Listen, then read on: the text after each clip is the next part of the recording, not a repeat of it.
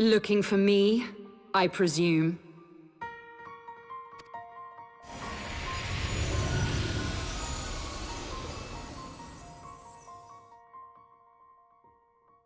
Ah, the child who glimpsed the truth. No! It cannot be.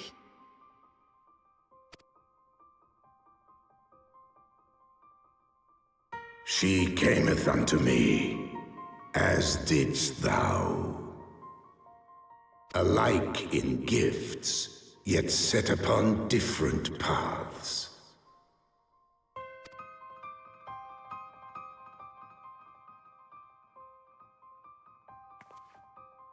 He speaks true, warrior of light. Like you, I have been blessed with the echo.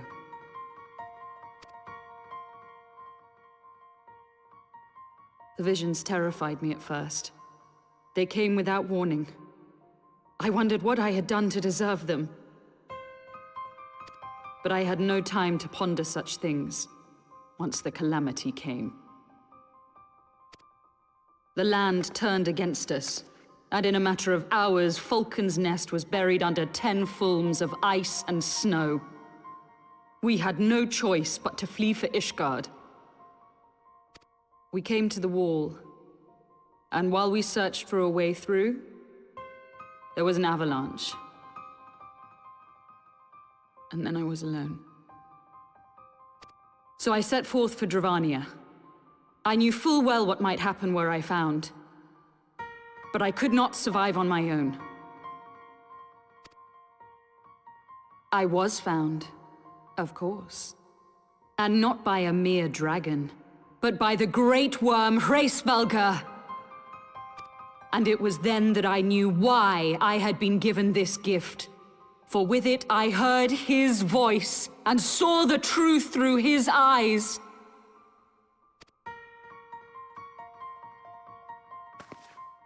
I was chosen to deliver this revelation to the people, to bring dragon and man together as they once were, and should ever be.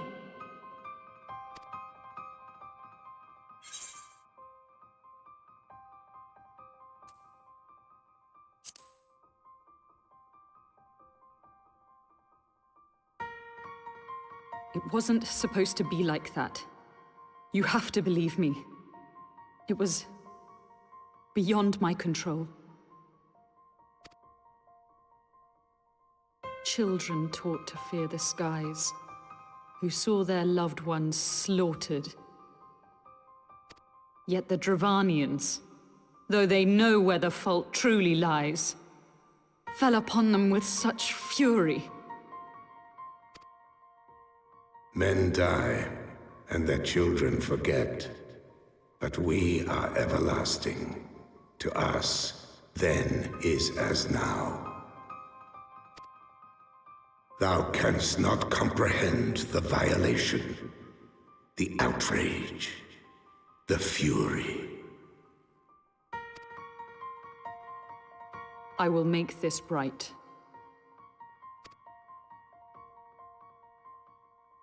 I am neither a saint nor a savior, just another sinner. Yet I will not forsake this cause. I cannot. I will see this cycle broken and peace restored.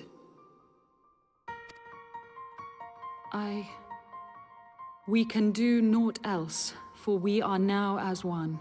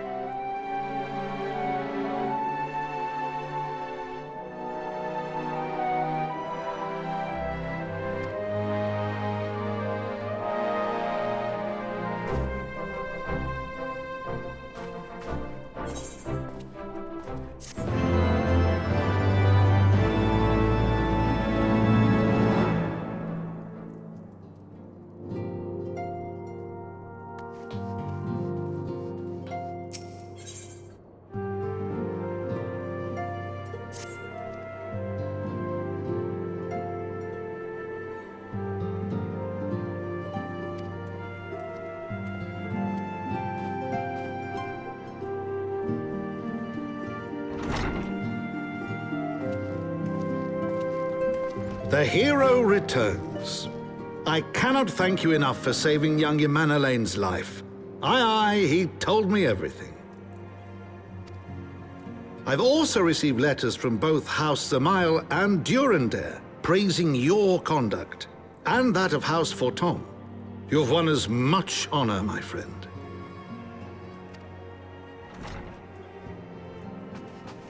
My lord! What is it? Speak. Pray forgive the intrusion, my lord, but I bring grave tidings. Master Alphino and Mistress Tataru have been detained on suspicion of fomenting heresy. What? Explain. They were observed entering a tavern in the lower levels on some half-dozen occasions. There, it is claimed, they made a number of inquiries. Inquiries which brought them into contact with certain, elements. 'Twas this which prompted a Knight of the Heavensward to demand that they be questioned. Sir Grinno, my lord. Sir Grinno is a brute. An exceedingly accomplished brute, but a brute nonetheless. Alas, he is also a son of House Zamail.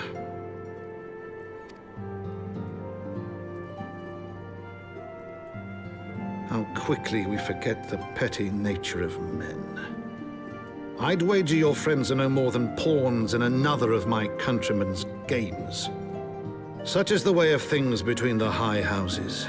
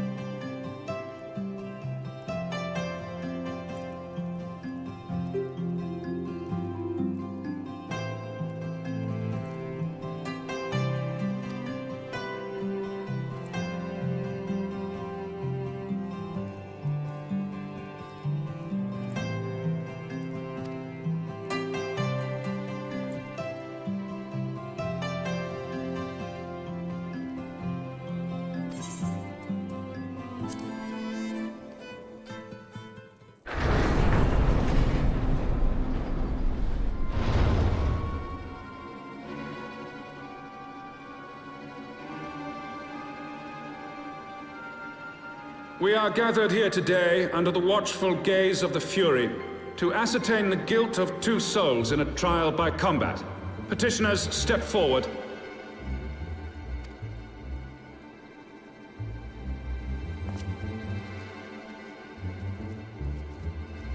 Sir Grinno, for the benefit of all here present, I would ask you to repeat the charges which you have leveled against this man and this woman.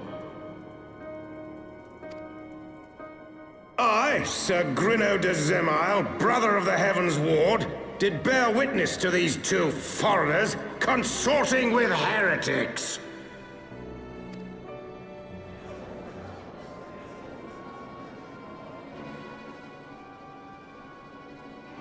Let the accused step forward.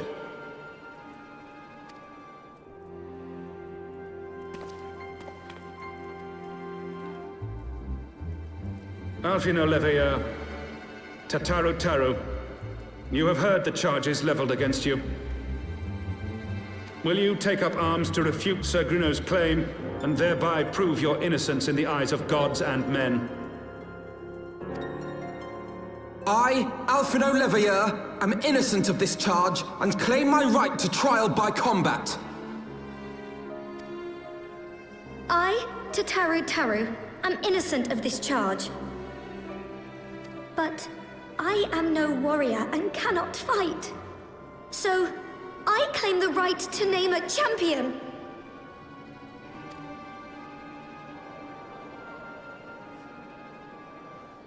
To the old and the infirm, the young and the weak, this right we allow. Very well. Who will stand for this woman?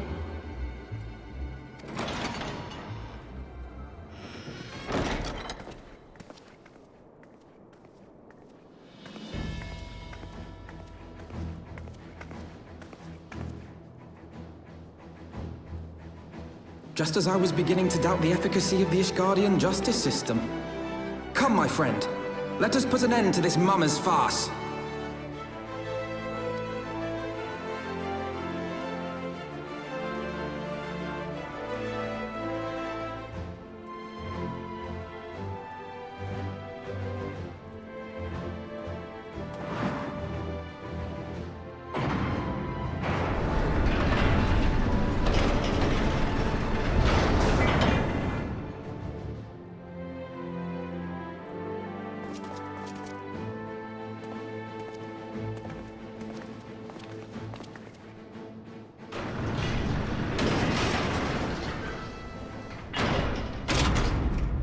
O Halone, render unto us your judgment.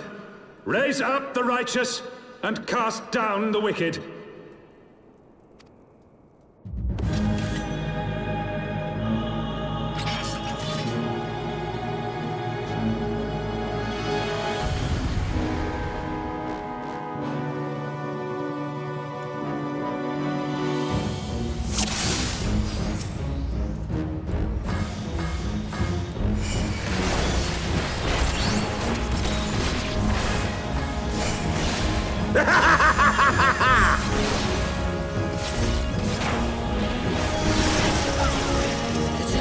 I have my pride. I've got you now.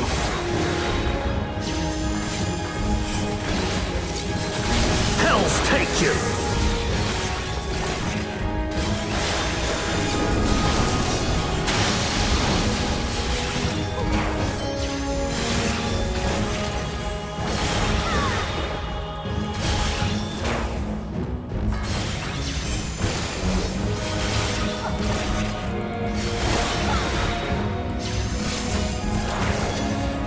This isn't funny.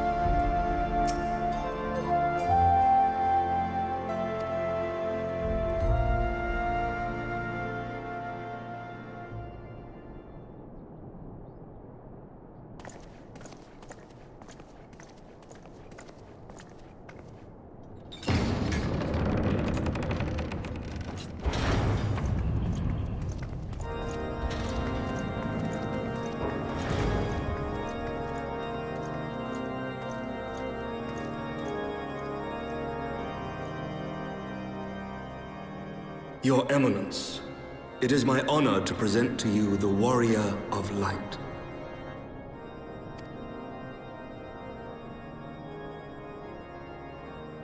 I have heard the tales of your many grand endeavors. The Lord Commander has also been most effusive in his praise. I am Thordan VII, Archbishop of the Ishgardian Orthodox Church, and I bade you come here that I might offer my personal apologies. You will forgive me for not calling upon you as courtesy would dictate, but as you can see, my more sprightly days are long behind me. But I digress. Your companions were wrongly accused of heresy and subjected to gross indignities. This, I am sorry to say, was the result of negligence on the part of our nation's protectors. Negligence born of an excess of zeal. Is that not so, Sir Zephyrin? Yes, Your Eminence.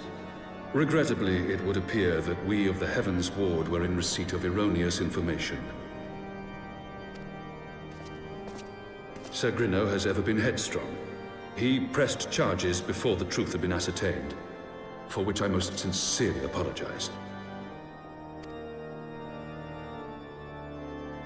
An unfortunate misunderstanding born of an earnest desire to serve Ishgard, but one which should never have occurred. For who could doubt the character of those who bested Shiva and drove the Horde from the steps of faith? Not I. That much is certain. That will be all, Sir Zephyrin. I would speak with our guest in private. Your Eminence,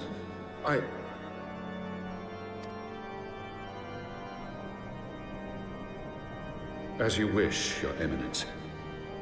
That will be all for today.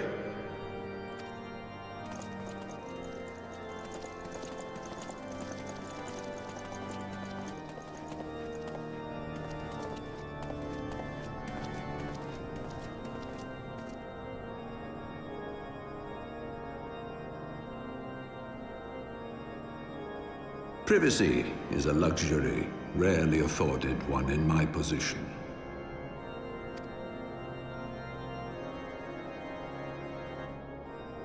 Now tell me, young lady, what do you know of the Ascians?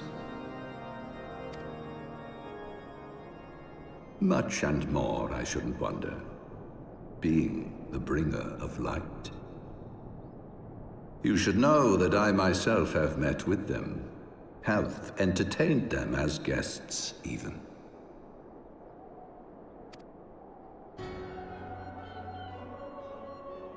Those harbingers of chaos and strife offered us power that we might continue our war against the dragons.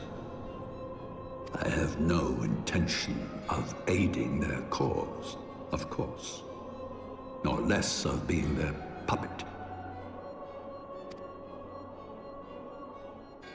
Yet, were I to refuse them outright, I should learn naught of their true objectives and remain powerless to stop them. Thus have I hearkened to their words with interest and paid lip service to their beliefs, biding my time and preparing for the inevitable conflict.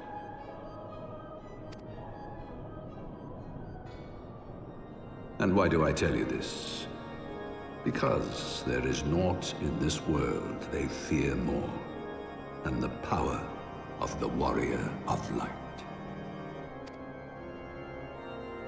If we are to rid ourselves of these vile interlopers, we must needs work together. With our combined strength, I have faith that we can wrest Eorzea from their grasp and pave the way for a lasting peace. Think on it.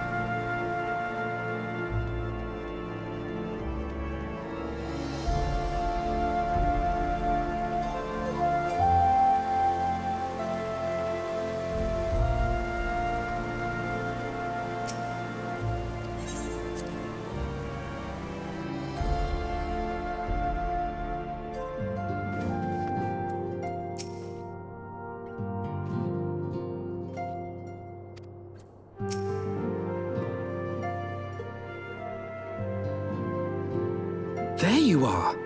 I confess, I was more than a little concerned when I learned that you had been summoned to the vault. What did they want with you?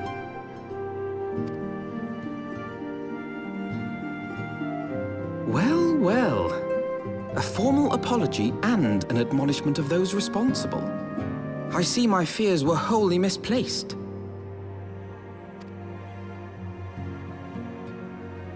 By the gods! The Archbishop freely admits to consorting with Ascians. So, their ambitions extend to Ishgard as well. We will have new primals to contend with ere long, of that you may be certain. 'Tis but a matter of time. Yet shorn of the support of our missing allies, what can we realistically hope to achieve? In the midst of all the excitement, I completely forgot to tell you. When I was asking around about the Scions, I heard the most awful rumor. General Ul'dahn is to be executed for crimes against the Sultanate! If the Flame General dies, we will lose a staunch ally, and the one man capable of holding the Sultana's assassins to account. Lord Orchiphon was wise to counsel restraint, but this business will brook no delay. We cannot permit this execution to take place. We must save Ul'dahn.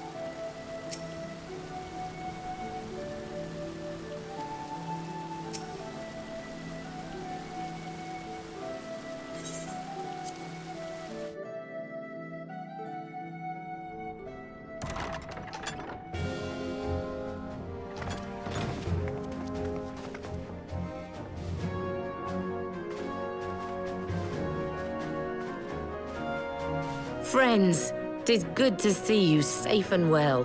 I will admit I had not counted on you seeking, let alone finding refuge within the Holy See, but full glad was I to learn that you had. Thankfully, we had allies there who took us under their wing. And theirs was not the only aid we receive, I suspect. When we fled Ul'dahn, we fully expected to become wanted men, known to all and hounded at every turn. Yet that did not come to pass. On the contrary, 'twould seem the charges against us have not been made public. Might we have you to thank for that, Admiral? Sharp as ever, Master Elfino. On Marshal Terrapin's urging, the Elder Seed Seer and I demanded that the Syndicate suppress news of the Scion's alleged crimes until such time as irrefutable evidence could be found. Our argument was simple. Lacking proof, to accuse the saviors of the realm of so unlikely a crime would have the people up in arms. In their wisdom, the Syndicate agreed, as you yourself have seen. There is something you should know. Some few days prior to the banquet, the Elder Seedseer and I were summoned for a private audience with the Sultana. There, she revealed her intent to announce her abdication, that she might pave the way for the establishment of an Ul'dahn Republic. What? But such an announcement would have plunged the entire nation into chaos. She was well aware of that. 'Twas for fear of what might ensue that she summoned us. Her Grace wanted the Elder Seedseer and I to lend Raobarn a helping hand, you see? To aid him in preserving the peace during the transition. So, having somehow caught wind of her plan, Lolorito and Teleji plotted the Sultana's assassination in the hope of maintaining the constitutional status quo. But they must have known that her death would sow as much chaos as her abdication. Chaos from which Teleji alone might feasibly stand to profit.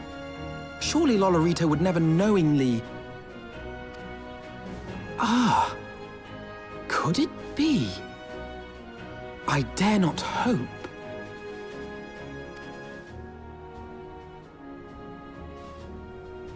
The Ul'dahn authorities have yet to announce the Sultana's passing. To allay any suspicion that may arise from Her Grace's absence, they have issued a statement to the effect that she is presently convalescing from illness. Mayhap they're waiting for a fitting moment to break the news. Or mayhap they know of some other reason to delay. Something else has been bothering me, Admiral. I was dismayed to learn that General Raobarn is to be executed. Yet upon hearing the news, I could not help but wonder why he had been kept alive for so long. Pray mistake not my meaning. I am, of course, overjoyed that our friend still draws breath, and that he might yet be saved. But if his enemies truly wished to eliminate him, they could have done so immediately. I see no reason for this delay. Aye, you've struck upon an important point, Master Alphinaud. Following his capture, Raobarn had been held in the Marasaja pit within Ul'dahn. In recent days, however, he has reportedly been moved to an unknown location. Queerly, 'twas not the brass blades who spirited him away either, but a band of soldiers decked in blue. The Crystal Braves. Aye. If I read the winds aright, the arrangement between Lord Lolorito and the Braves has come under strain. At any rate, if we're to rescue Raobarn, we'll have to find him first. And you'll be glad to hear that I have already entrusted the task to those best able to see it done. Our friends of Doma.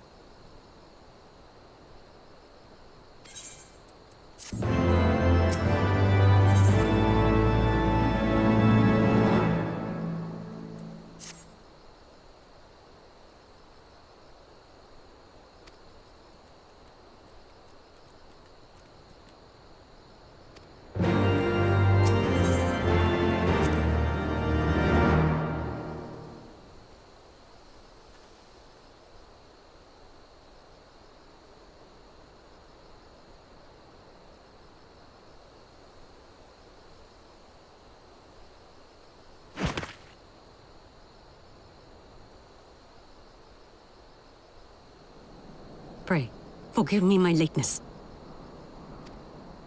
Lady Ugiri! Master Alphinaud, I am pleased to see that the light of resolve shines in your eyes once more. Ah, yes. How pathetic I must have seemed to you when we last met. I am ashamed to record it. For a time, I was well and truly lost. But with the aid of my comrades, I have since refound my purpose, and I shall take care not to misplace it again. Since your escape from Ul'dahn, my fellow shinobi and I have shadowed the Crystal Braves every step, in hopes of learning the Scion's whereabouts. Regrettably, our investigation has yet to yield any useful information. Pray, forgive us. You need not apologize, my lady. We are grateful for all that you have done on our behalf. Besides, Rau'barn is no less a friend, and we cannot well abandon him to his fate. Hozan, the three of us shall attend to the Flame General's rescue. Pray, draw away the guards by the entrance. Take Dowade and Higiri with you.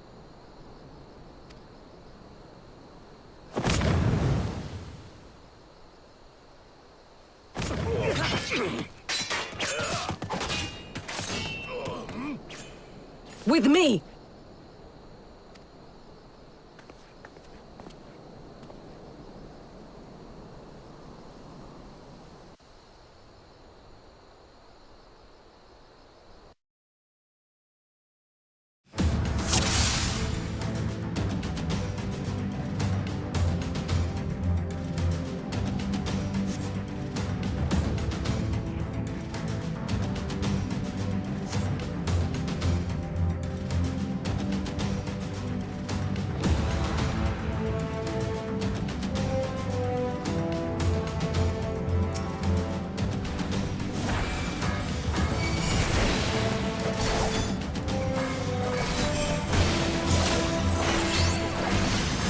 away with you!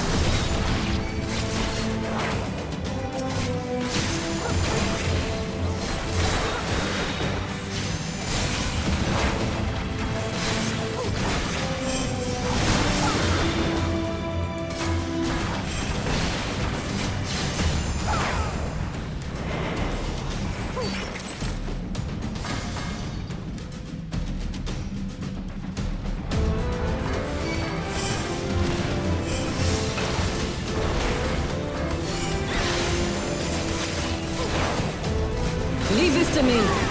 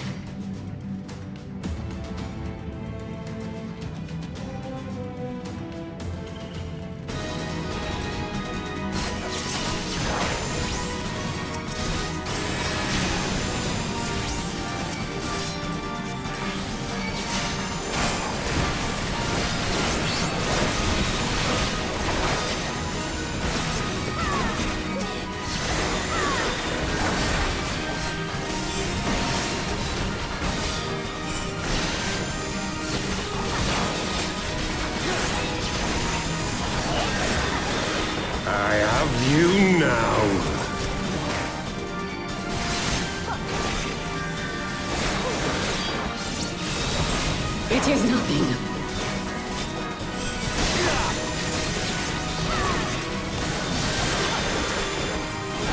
I'm not finished yet.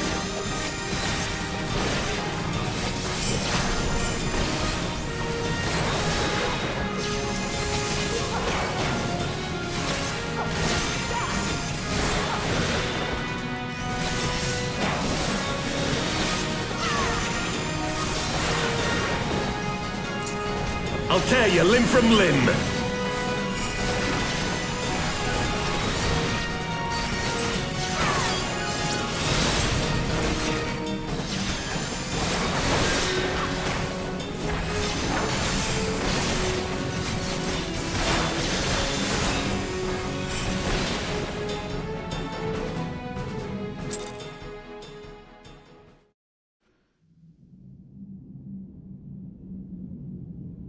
This changes nothing.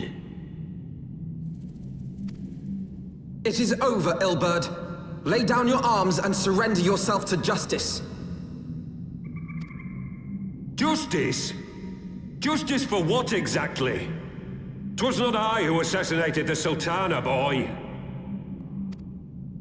Ere we debate who is responsible for the assassination, I would ask whether an assassination took place at all. Oh, clever little shite. If you think you fight for justice, lass, you best wake up. The truth is, you fight for whoever bloody well tells you to. Can you not see you're being used? By the Scions, the City-States, even the Crystal Braves. They none of them care a whit what you want. Only what you can do for them. And how do I know this? Because I'm the same. A pawn to be used as my masters see fit. All I ever wanted was to liberate my homeland. And I ate dirt to make it happen. But what have I achieved after all these years in servitude? Nothing. Not a bloody thing. If we ourselves are not free, free to think and to act, how are we ever to reclaim our homeland? Know this. There is nothing I would not give to take back Alamigo. Nothing!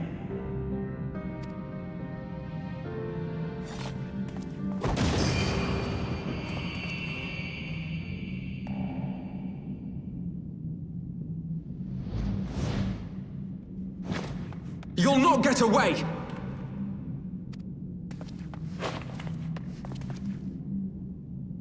No, Master Alphino. Now is not the time.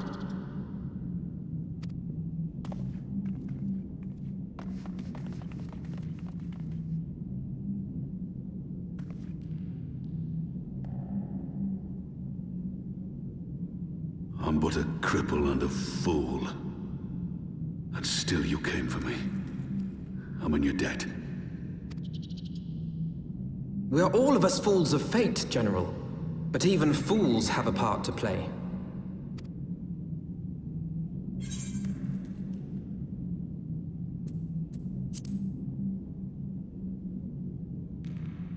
Rest assured, I was not planning to die till I'd avenged the Sultana. Still, your words are welcome, lass.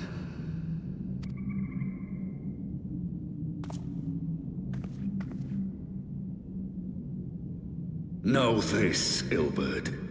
There is nothing I would not give to see you pay for what you've done. My wealth, my arm, my life. Nothing. General, are you aware that Lord Lolorito has yet to announce the Sultana's death to the public? What? No. No, I was not aware of that, nor of anything else outside my cell. 'Tis passing strange, though.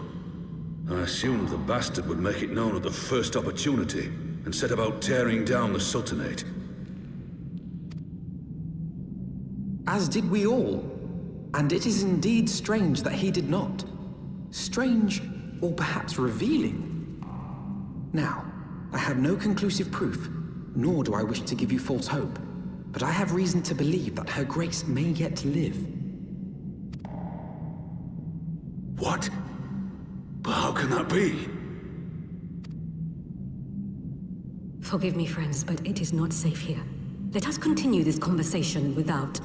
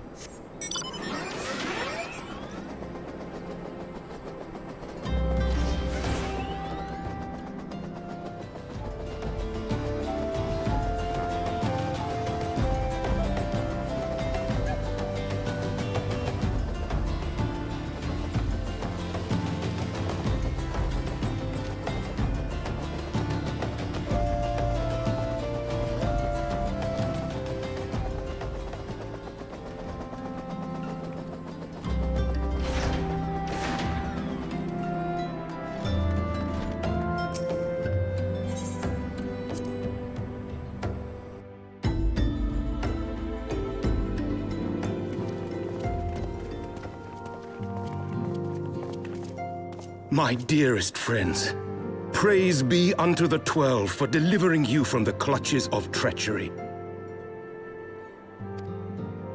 Father! Pippin! My son! And Master Papashan besides! Forgive me, Father. I should have been at Her Grace's side. Save your tears. The Sultana yet lives. You... It was I who arranged this gathering. And judging by your perplexed expressions, it would seem introductions are in order. I am Dulala, head of the Order of Noldthor, and member of the Syndicate. What you said about the Sultana, is it true? Is she alive? Young lady, I understand you were with the Sultana when she drank from the poisoned goblet and collapsed. would I be correct in assuming that you did not personally verify Her Grace's vital signs? Why ask when 'tis plain you know the answer? Calm yourself, General, and let me finish. The truth is not as you imagine it. You are all victims of a most ingenious ruse. A ruse conceived to eliminate the threat posed by Teleji Adeleji. 'Tis my belief that Teleji plotted the Sultana's assassination alone, but that Lolorito caught wind of his plot and exploited it to his own ends. He sought to manipulate you into eliminating Teleji for him, and you duly obliged. At one fell swoop, he removed his two foremost rivals, all the while remaining above suspicion. God strike me down for a fool. But the Sultana, how can it be that she lives? She lives because Lolorito willed it. Her own lady-in-waiting is but one of his many little birds. By her sleight of hand, the poison was switched for a less deadly draught before it could reach her mistress's lips. Some manner of sedative, perchance? Of a potency sufficient to induce a slumber like unto death. Were I to guess, I would say Her Grace is being held somewhere, dreaming dreams of a brighter Ul'dahn, even as we speak. Oh, Nanamo.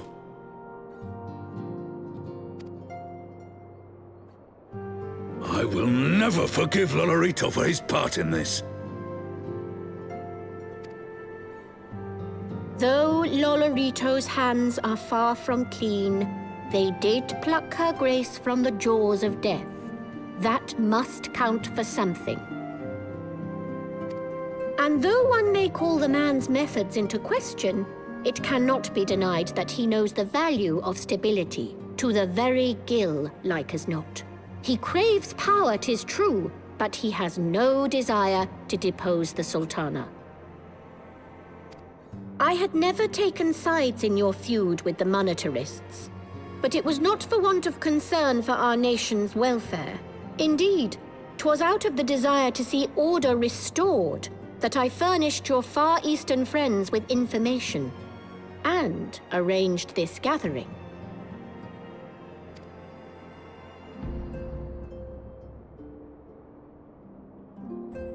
I hope you are ready to work, General, for there is much work to be done. Our first priority must be to bring matters back into balance. Lest you forget Her Grace's words, the true wealth of Ul'dahn lies in the health, happiness, and hopes of her people. As for the more worldly kind of wealth, I am content to let Lolorito help himself to whatever Teleji Adeleji left behind. You, meanwhile, must do that which you alone can do. Rescue Her Grace and take your place at her side once more, for her sake and that of our nation.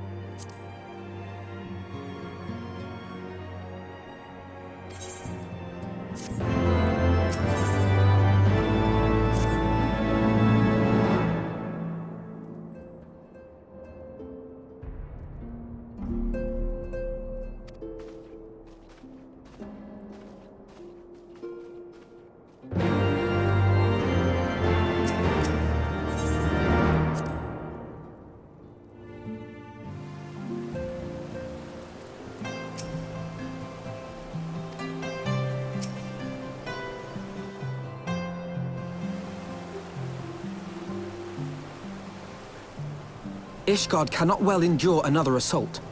Even should her knights succeed in turning back the Horde, the casualties will be catastrophic. But what other choice do we have?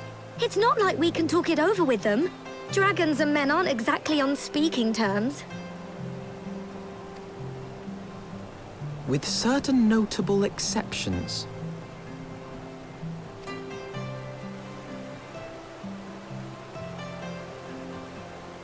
You don't mean Iceheart? When last you spoke with her, she lamented her crimes, did she not? Then there remains a sliver of hope. If we can persuade Iceheart to act as our intermediary, we may yet be able to convince Nidhogg to abandon his bloody course.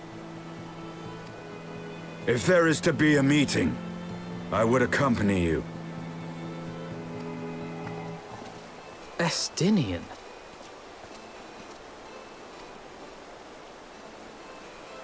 Even with your intermediary, Nidhogg's blood rage may render him deaf to reason.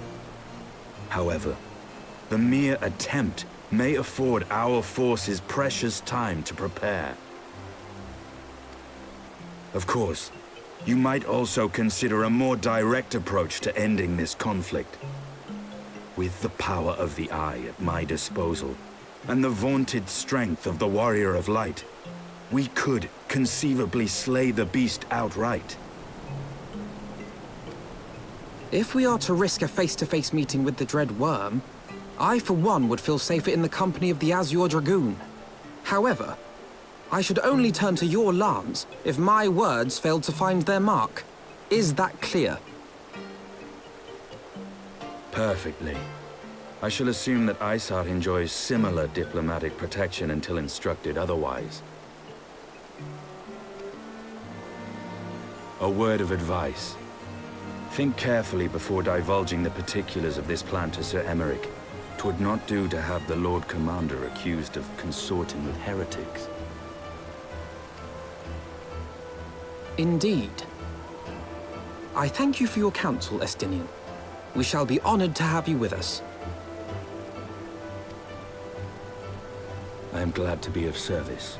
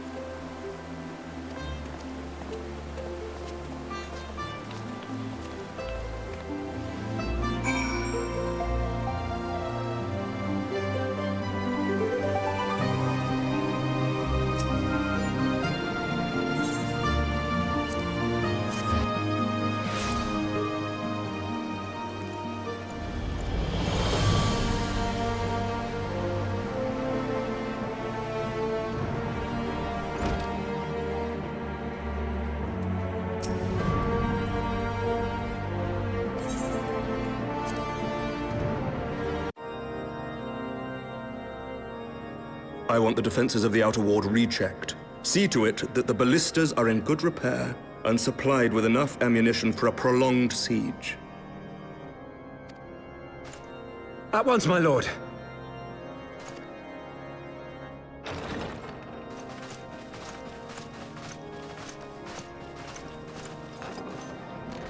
Ah, 'twould seem I have visitors. And unlike those massing beyond our walls, these ones are welcome. Pray forgive us for interrupting you in the midst of your preparations, Sir Emeric, but our suit concerns the impending assault. To speak plain, we believe there is a chance the invasion might be halted before it even begins.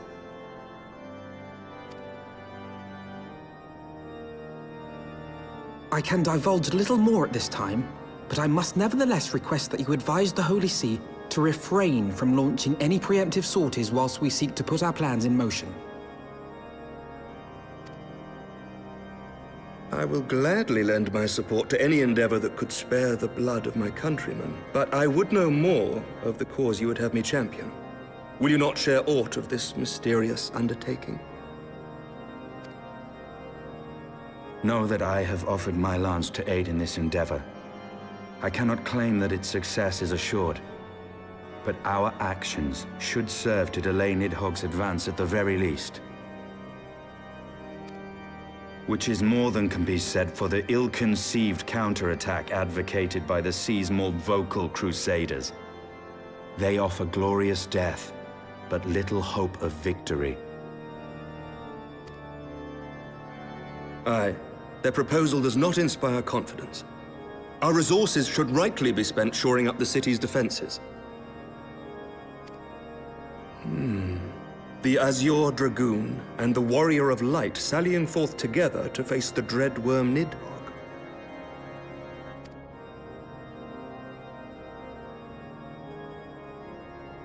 I must admit, the mere thought of it does much to dispel my misgivings. Go then, carry out your plan. I shall do what I can for you within the Holy See.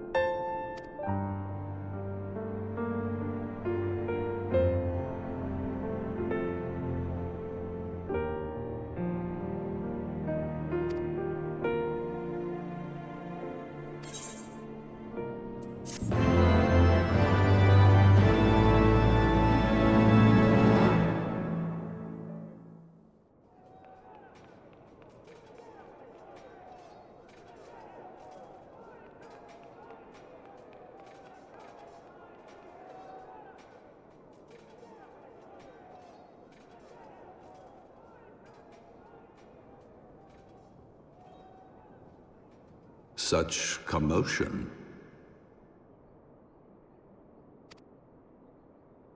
Yes, Your Eminence. The bells of the Observatorium warn of our enemy's approach. So, the dragons are coming. Let them come, in their hundreds and their thousands. With the divine blade in our hands, we shall rend their flesh and drown the heretics in their master's blood. Even Nidhogg and his foul brood shall be powerless to resist us. And when we have rid the world of their pestilence, we shall turn our attention to our Ascian allies. See that they are suitably rewarded for their invaluable assistance. If I may, Your Eminence, the Paragons wield powers strange and unknowable. Can we be certain that they will not see through our deception?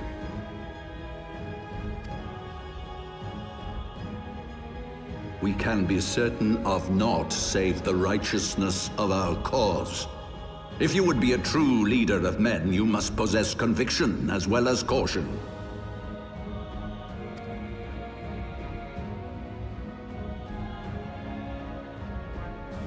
We seek to excise the root of an evil that has blighted us for 1,000 years. The risk is worth the reward.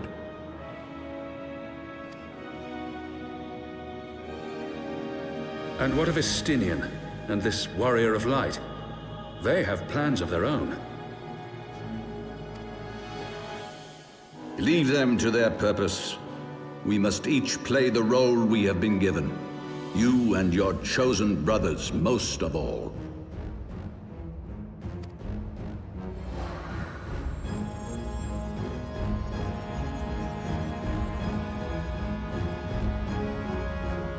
For the glory of King Thordan.